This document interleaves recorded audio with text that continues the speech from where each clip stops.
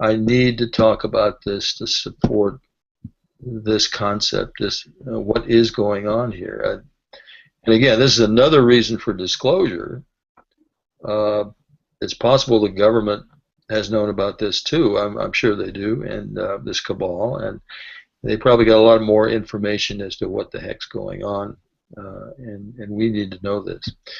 Like I said, literally millions of people worldwide have probably been taken. I would agree. I would agree. And again, we are here with Robert Salas, unidentified UFO phenomenon. So let's talk a little bit about experiencers, shall we, for just a moment?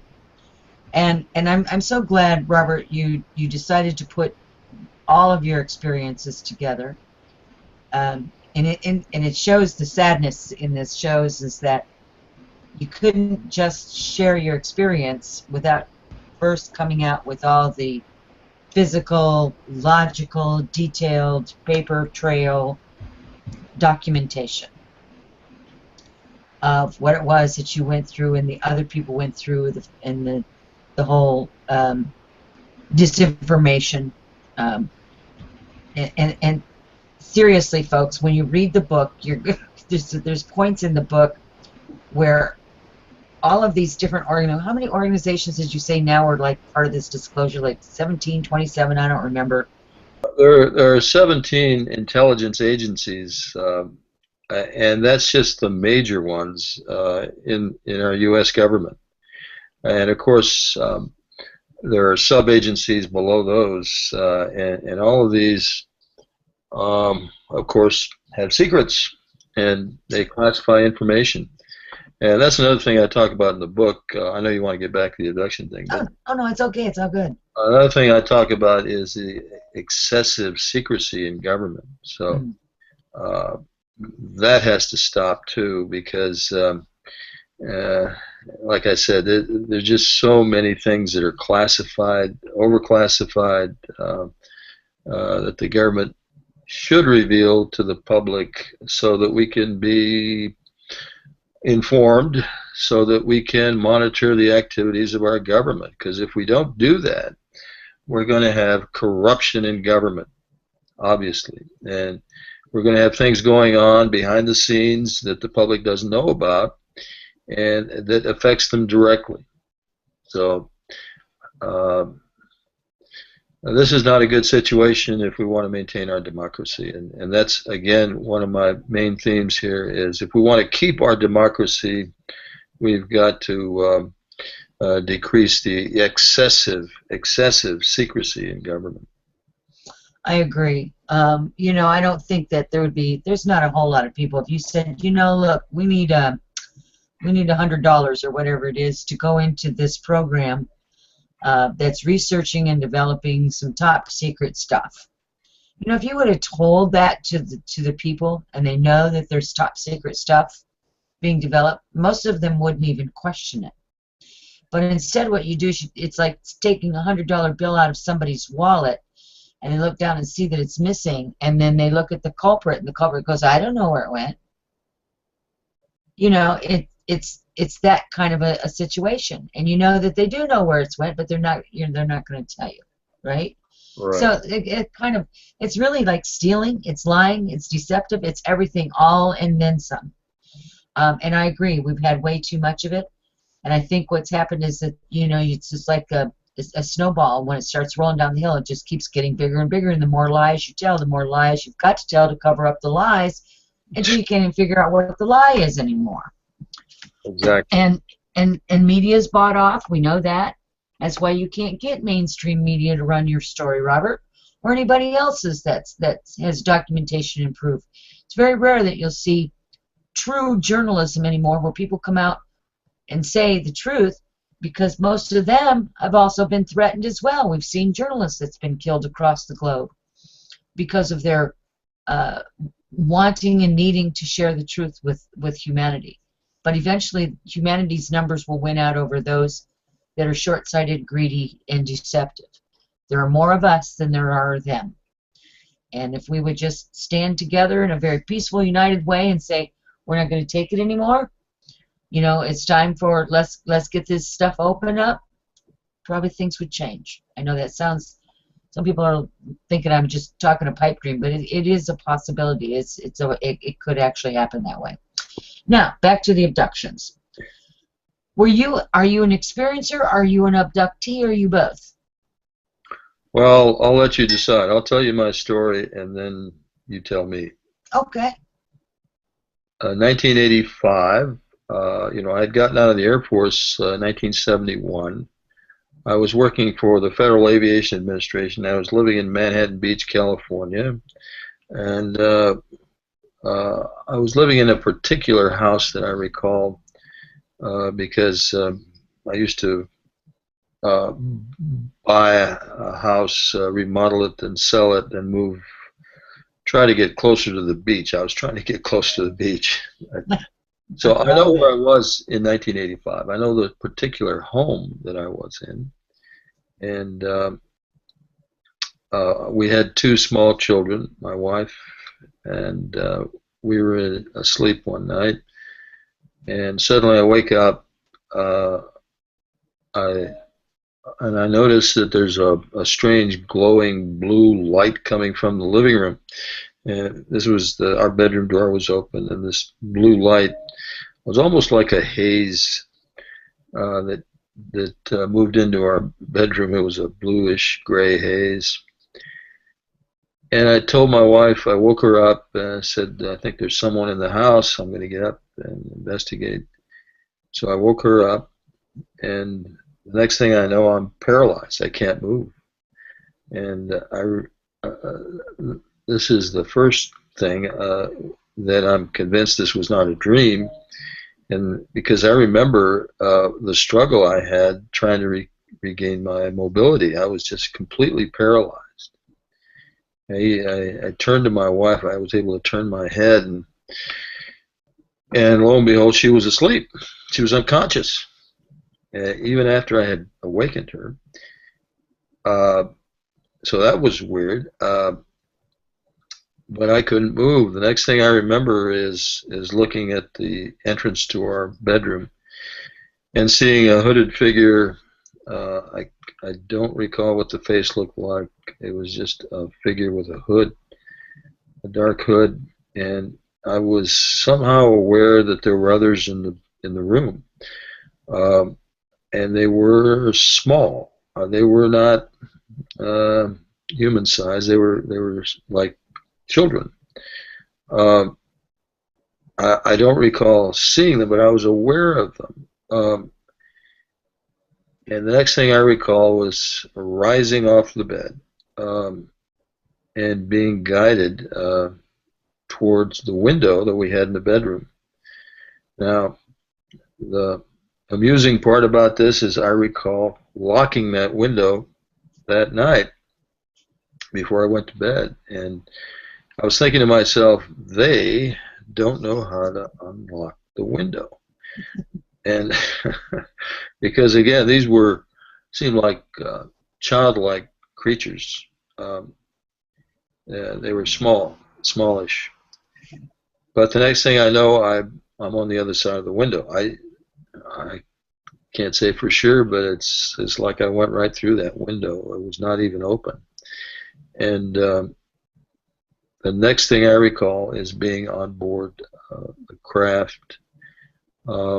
I was on a metal table, and I was being shown a long needle. This needle was actually placed in front of my eyes. I remember the long fingers, and the needle was being held at the tips, and it was placed in front of my eyes, and there was a communication telepathically. It was not a verbal communication, and I was told they were going to insert this in my groin area, and that it would not hurt. And the next thing I recall was this excruciating pain of this needle being inserted into my groin. And again, this is the second thing that convinced me that this was not a dream, because I remember that pain to this day. It was the worst pain I've ever felt. And I did complain about this pain, and the pain instantly was relieved. It went away. Uh,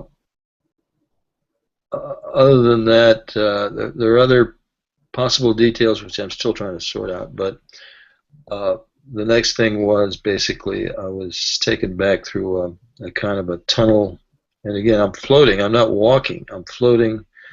I've got two of these small childlike beings on either side of me being taken through this tunnel.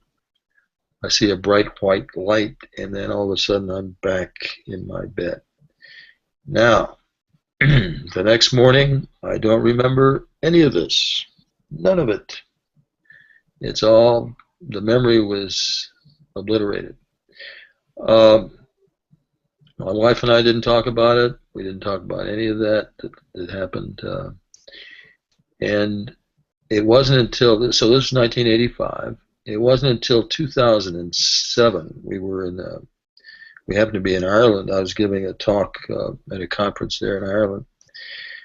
And I had heard another experiencer talk about their experience, and that got me to thinking about this, what I thought at that time was a dream. And then I asked my wife, I said, I think I ought to talk to somebody about this, and I did. I had a hypnotherapy session with somebody that did that sort of thing there in Ireland, and some of this information started to come out, and since then I've had a few other sessions, and each one of these sessions I was told that this really did happen, and like I said, the kicker was, however, while I was in Ireland, I asked my wife if she remembered anything about a bluish light in a bedroom back in Manhattan Beach, and she said yes. And my wife does not lie about these sorts of things. So that finally was the kicker. That finally convinced me that this was a reality. Well, yeah. Go ahead. Well, let me share that I think that you probably had both an abduction and an experience. For those who are abducted, they're also experiencers because they have the emotional, physical, mental communication going on with their abductors and their world around them, and as well as the other world that you're taken to around you. So it's I know that it's usually they're separated. You're either an experiencer or you're an abductee, but in my opinion, if you're an abductee, you're also an experiencer because of the way that the abduction normally handles. It's rare that somebody goes to sleep and then the next day they wake up and they're in the middle of a field and they have no idea, even 30 years later or 20 years later or whatever, of anything that's ever happened to them. You see what I'm saying? Right. There's always something there that they haven't experienced because that's what creates the trigger, is some trauma, some event, and it just can be emotional. It's an emotional trigger. Can be enough to set back off the memories and unlock that door that's been shut for a while. So yeah, and as I would suggest that you're both. Yes. You're both. Absolutely. Yeah, there's no question about my mind that this happened, and my wife has also had some experiences. And she's come out publicly with that too. She hasn't written a book yet, but she has talked about it in public. Well, that's good. I think, and I have a lot of people on the show, I have through the years, Robert, that are also experiencers / and/or abductees. And I say in every show, it's just too bad that we just can't have some, I know that there's organizations out there, but I think it just needs to be an organization where people it's more easily accessible, the information is, where people get together and share and You know, sometimes it's just about talking to somebody so you don't feel like you're nuts carrying this information around inside you. You know, You know, it's we're as a group, we're not doing enough good research on this, and we're not collating the information, like you say. We need to have these stories documented, and maybe we can get together and draw some conclusions. But that's not being done. Like you say, we're just kind of individual groups and individual efforts here and there. Of course, this is still kind of a taboo subject, but well, yeah, it's looked down upon in society, and you're kind of considered strange or odd. But you know, that's mainstream is going to eventually know what it's about, and we can't all be the same, and thankfully so. That we're not all the same, truthfully. And at some point, you can't worry so much about what mainstream is doing, but to support those that need to be supported. So, and in doing so, you support yourself. You know, it's that adage: when you give to somebody, you're actually also giving to yourself. It's very true. It's just very, very true. So, and research is good. Listen, I ran across a couple of organizations. One's called FREE, F-R-E-E. You might check that out. They have some beginning grassroots movements for this abduction experiencer thing. And I can give that information to you later. And I think I'm going to go ahead and post some stuff to my website. I started a page. I just haven't actually presented it yet for people that are experiencers, UFO.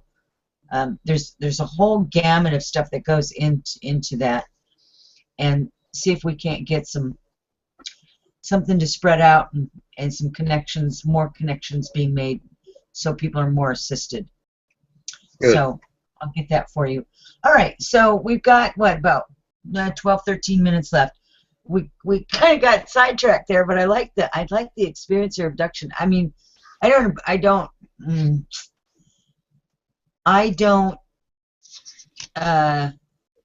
envy anyone that's had an experience such as you with that long needle, and they let you look at it and say, oh, it won't cause you any pain. They say that to everybody, and of course then the pain starts. You complain about the pain, and in most people the pain instantly goes away, like yours. There's been a few that it didn't. So, you know, I feel bad for those people that had to continue to experience the pain during whatever they were doing, whether it was harvesting or exploration or research or whatever they were doing on the human body. But what else would you like to share with us in regards to your book tonight, and personal stories as they relate to this in the 12, 13 minutes we have left here, Robert? Well, there's so much. yeah, Talk to you for hours. maybe kind of all-encompassing topic here is we really need to work together on this phenomenon, the abduction phenomenon. Like you say, we need to find a way to counter what the cabal is doing, and that of course is disinformation and keeping witnesses from coming forward.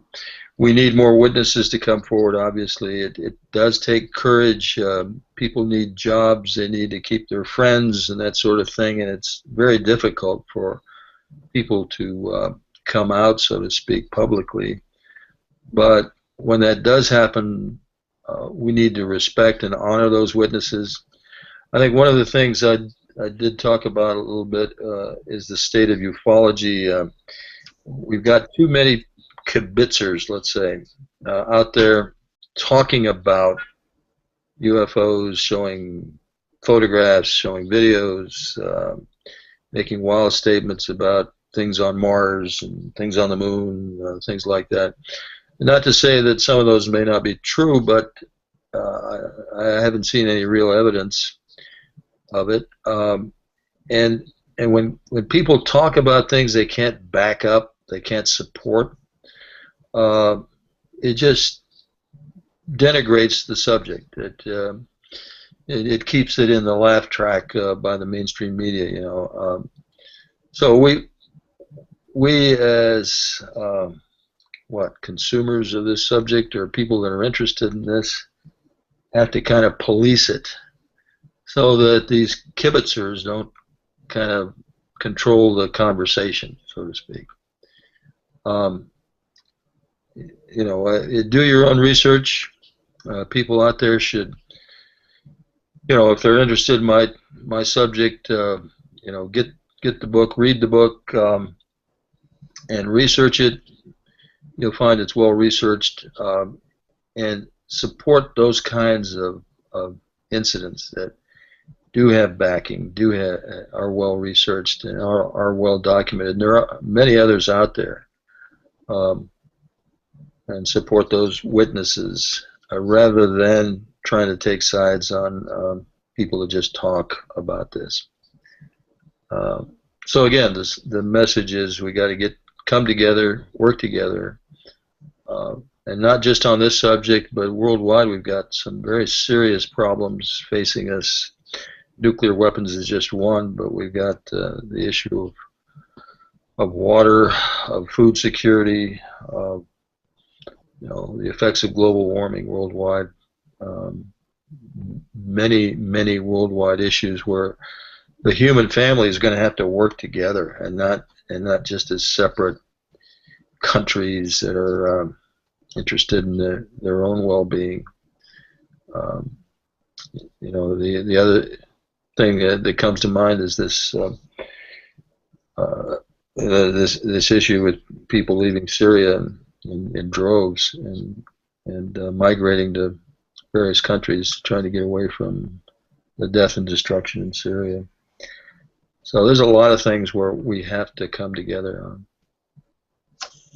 Robert, that's a beautiful sentiment. It truly is, and we do as humanity, not as one country to another, or as one race to another, but as human being to human being.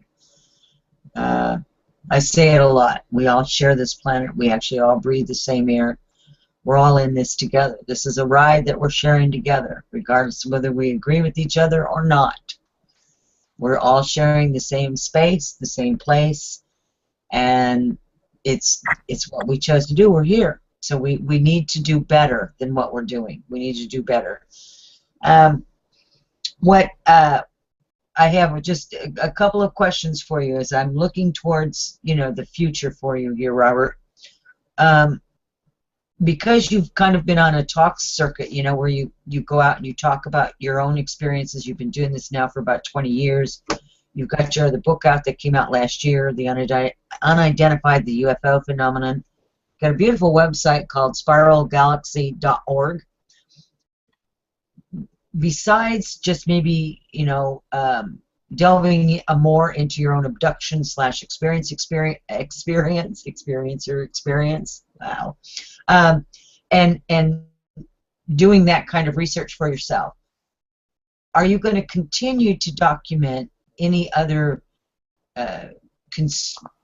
cover-ups, I guess, secrecies? Are you done with that? What do you see going on for you as far as how much farther are you going to take this? Is there more research to be done on these topics that you yourself can find the documentation for?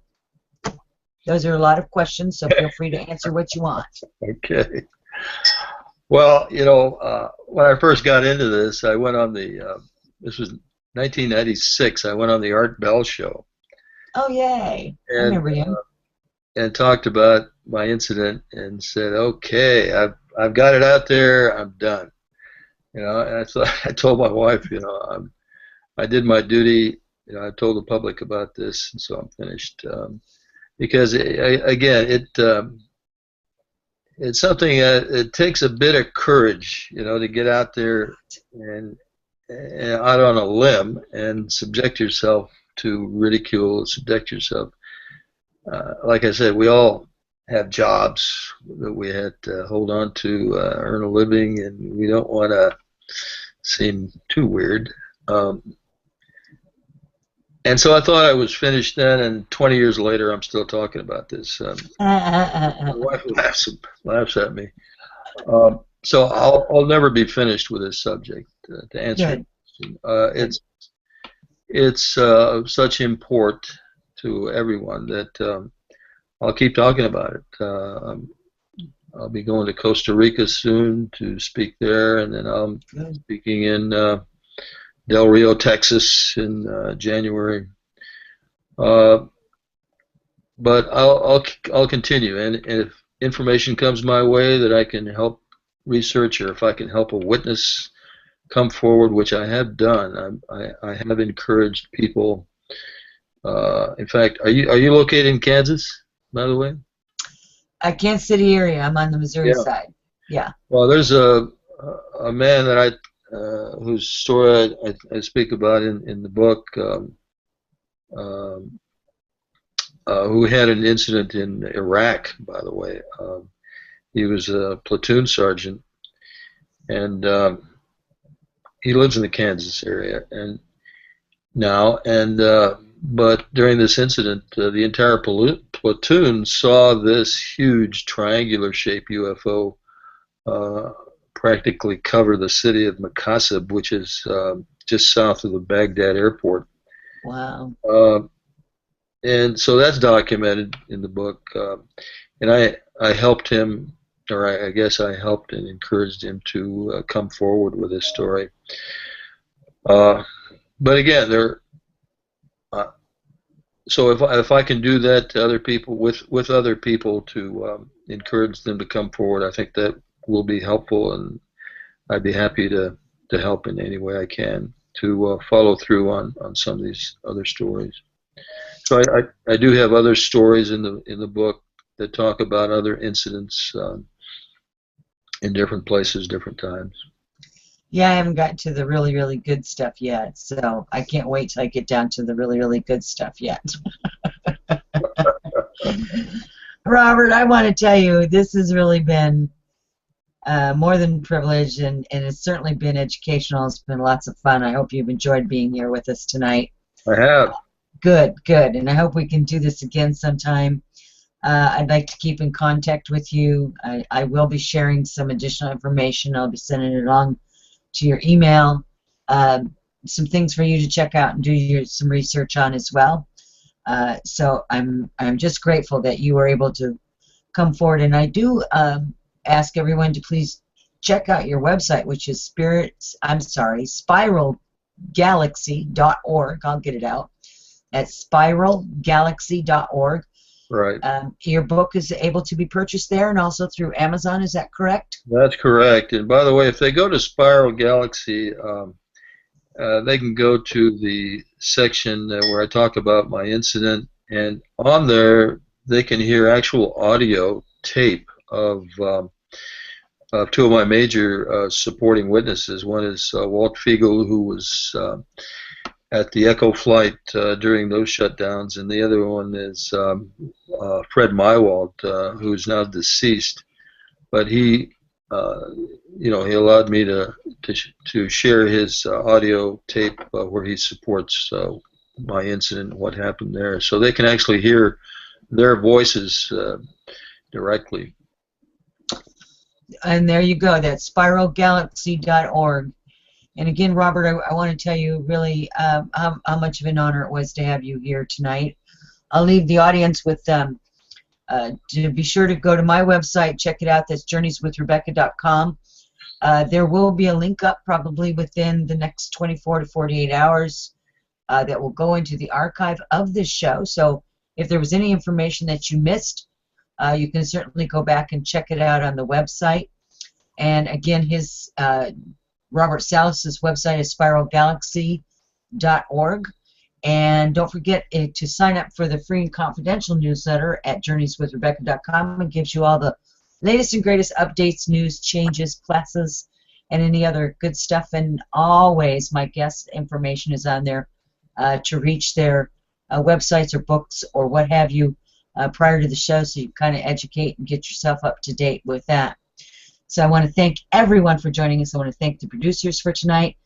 They were lovely. I thank you both, Brian and JP, and again, Robert Salas. And for the rest of you, until we meet again, which will be next Tuesday from 2 to 3 p.m. Central Time, where your life's journey leads you. Many blessings, everyone, and good night.